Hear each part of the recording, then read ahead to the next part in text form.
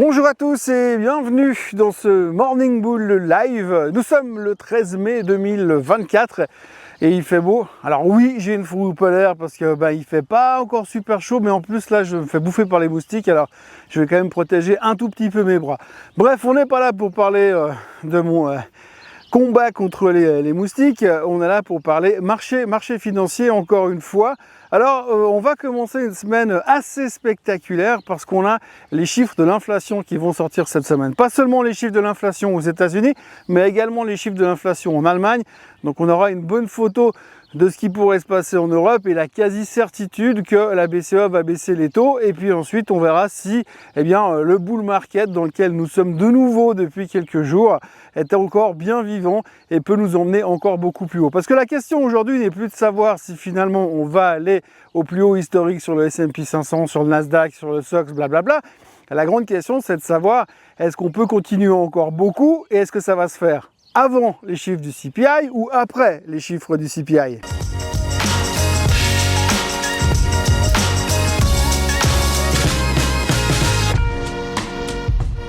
Donc on va pas se mentir, depuis quelques jours, il y a quelque chose qui a changé dans l'atmosphère. Si on fait juste un retour en arrière, avant le début du mois de mai, on était obsédé par cette peur de la stagflation. Souvenez-vous, le PIB américain était en ralentissement, on a commencé à ressortir la définition de la stagflation.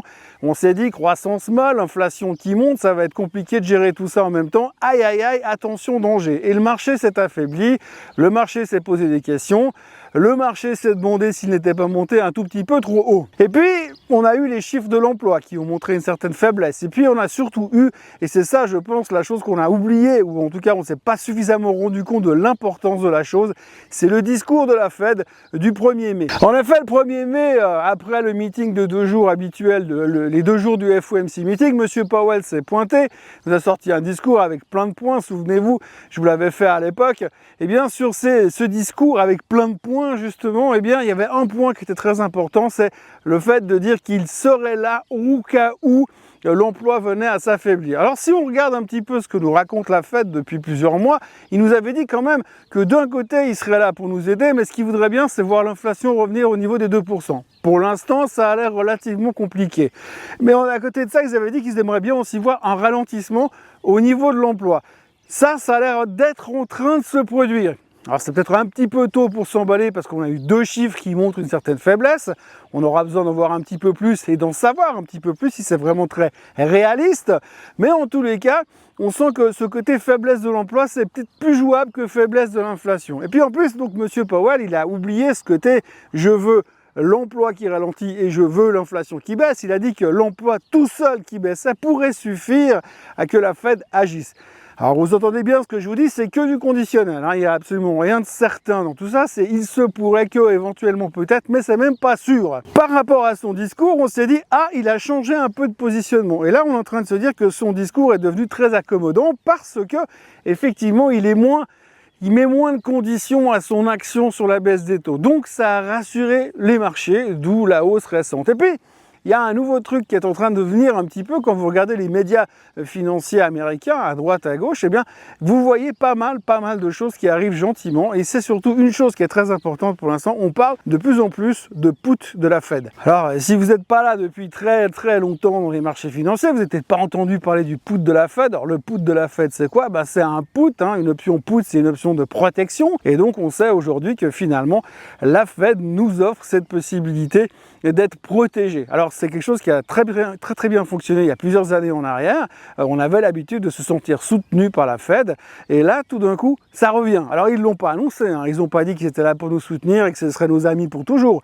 Ils ont simplement dit les mots qui nous disent laissent supposer que potentiellement on serait en train de revenir dans le même type de fonctionnement, c'est-à-dire une protection de la Fed qui sera toujours là pour nous aider. Ce qui voudrait dire que si tout d'un coup l'emploi ralentissait, si tout d'un coup l'économie s'effondrait, de coup la Fed pourrait intervenir immédiatement.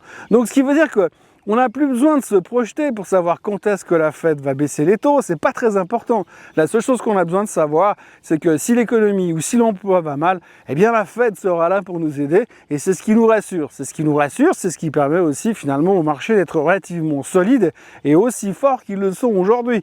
Parce que vous l'avez vu très bien ces derniers jours, la France au plus haut de tous les temps, le DAX au plus haut de tous les temps, donc on est très confiant par rapport au fait que les banques centrales sont là avec nous. Depuis quelques jours, et c'est assez frappant sur les news de ce week-end et les commentaires et les articles que l'on peut trouver ce week-end dans la presse, c'est que finalement aujourd'hui, on a retrouvé cette confiance et cette sérénité, entre guillemets, de voir finalement la Fed être prête à nous aider. Et c'est peut-être le point le plus important aujourd'hui parce que ce qui nous manquait finalement, c'était une certaine confiance et une certaine sérénité. Sérénité ou confiance qui était un petit peu partie depuis l'épisode de la stagflation. Aujourd'hui, si on décortique le discours encore une fois de la Fed, et j'ai l'impression qu'il y a quand même beaucoup de monde qui ont printé ce discours, qui l'ont mis sur leur table de chevet et qui tous les jours se le relisent en cherchant peut-être le mot, la phrase qui pourrait indiquer un soutien supplémentaire de la part de la Fed en direction de nous, les investisseurs, et surtout en direction des marchés. Donc du coup, on a retrouvé cette confiance, cette solidité, puis on se dit de toute façon, si vraiment la théorie du put de la Fed se confirme, le risque, il est devenu zéro, quasiment zéro, puisque dès qu'il y aura un truc qui va commencer à coincer, la Fed va intervenir. Alors ça ne veut pas dire que ça marche à tous les coups, mais jusqu'à maintenant, ça a plutôt bien marché. Et cette espèce de confiance qui est revenue dans les marchés depuis quelques jours nous fait dire qu'aujourd'hui, eh bien, on n'a plus que quelques encablures à faire pour aller battre les records historiques. Et c'est justement l'enjeu de toute cette semaine qui nous attend aujourd'hui, puisque cette semaine, vous le savez, on aura beaucoup de chiffres économiques, mais surtout donc les chiffres liés à l'inflation. Et finalement, aujourd'hui, on est en train de se dire que qu'est-ce qui pourrait nous arriver de pire? Si le chiffre de l'inflation est trop fort, on dira oui, bon, ça va, on sait, ça fait 4 mois que ça monte, ça fait un mois de plus, ça change pas grand-chose. Mais de toute façon, la Fed est notre amie et la Fed va continuer à nous aider. Et donc, du coup, ça devrait de toute façon relativement bien se passer. Ce matin, les futurs sont inchangés, on a l'air rempli d'une nouvelle confiance absolument incroyable.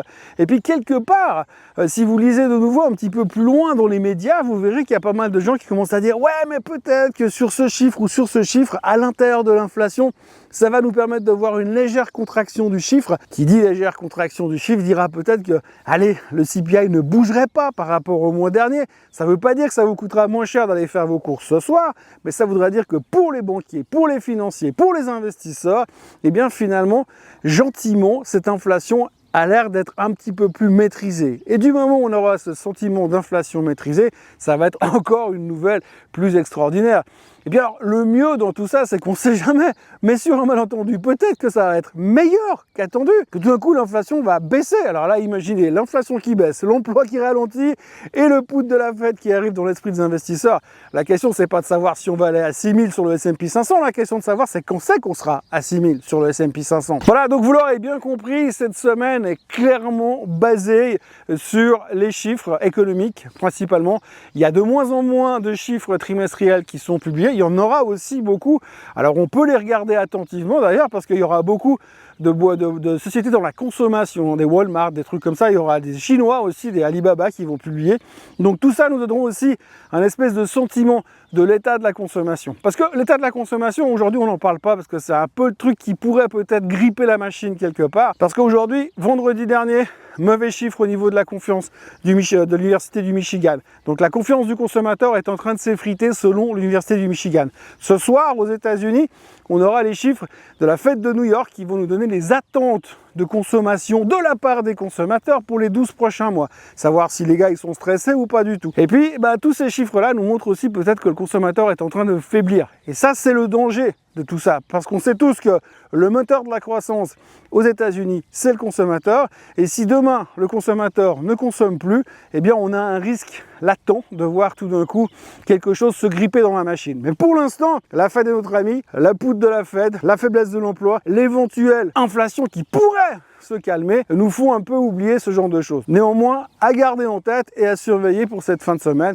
Donc beaucoup de chiffres dans le domaine de la consommation. Ce qui sera toujours intéressant de voir, c'est ce que pensent les méga distributeurs du comportement de vous et moi quand on va faire nos courses. Voilà, donc la semaine sera très chargé en chiffres, donc on aura l'occasion, bien évidemment, de se reparler.